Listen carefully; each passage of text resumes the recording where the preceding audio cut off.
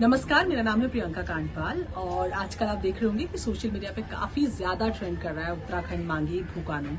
इस वीडियो के जरिए हमारी इतनी ही कोशिश है कि आपको थोड़ा सा समझा पाए कि ये डिमांड क्यों उठ रही है।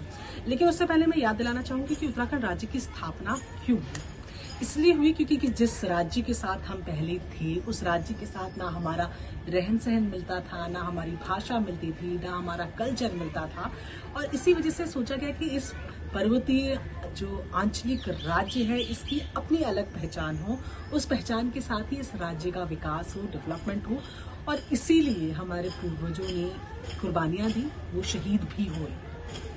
तो आज भू कानून की जो मांग है उसका बेस भी लगभग वही चीजें हैं जो उत्तराखंड राज्य बनाने की थी। मैं उत्तराखंड के बारे में आऊंगी, लेकिन सबसे पहले आपको बताऊं कि बाकी राज्यों का क्या स्टेटस है। तो 2019 का सुप्रीम कोर्ट का जजमेंट है जो कहता है कि मेघालय के वन संपदा पर, उनकी जमीन पर सबसे पहला हक मेघालय के लोगों का है। मिजोरम में ये मिजो लोगों के लिए है, नागालैंड में ये नागा के लिए है, झारखंड में भी लैंड को लेकर एक लॉ है। हिमाचल की तरफ आए तो हिमाचल क्योंकि संरचना के तौर पर उत्तराखंड से बहुत ज्यादा मिलता है तो वहां पर भी भू कानून है।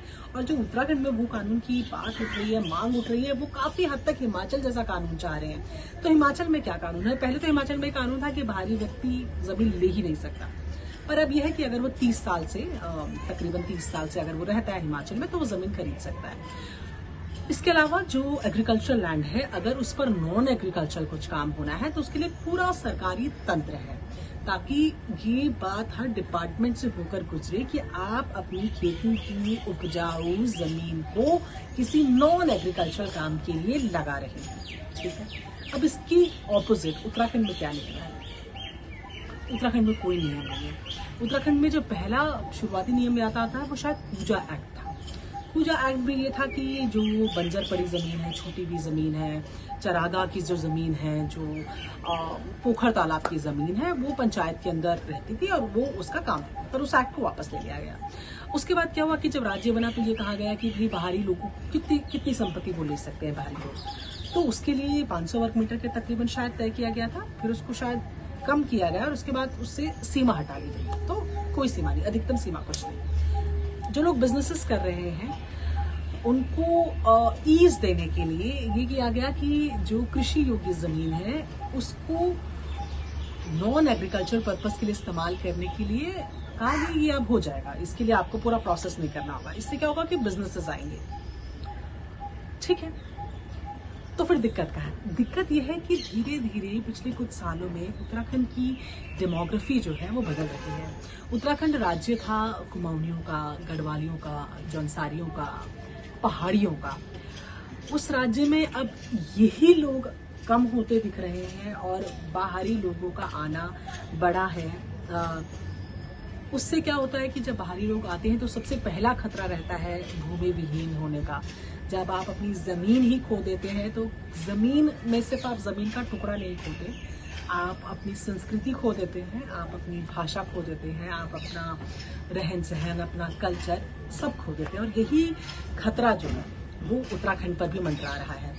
इसीलिए वहाँ के लोगों की डिमांड है कि बेशक उत्तराखंड में बिजनेसेस हों, उत्तराखंड में अलग अलग जो सेक्टर्स के लोग हैं वो आए, वो इन्वेस्ट करें, जॉब अपॉर्चुनिटीज को पैदा करें, क्योंकि हम जानते हैं कि शायद इस राज्य से ज्यादा तो किसी को जॉब अपॉर्चुनिटीज की जरूरत भी नहीं है। तो ऐसे में लोगों की बस इतनी डिमांड है कि अगर आप दिल्ली से आ रहे हैं, बॉम्बे से आ रहे हैं, कहीं से भी आ रहे हैं, आप एक बिजनेस सेटअप करना चाहते हैं तो आप जमीन खरीदे ना।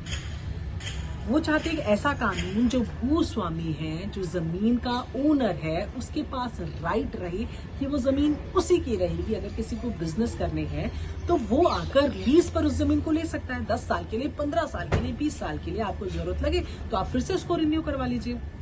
तो ये एक डिमांड है कि आप जमीन को बेचे नहीं, आप जमीन का भूस्वामित्व जो है वो मूल निवासी के पास ही रहने दें।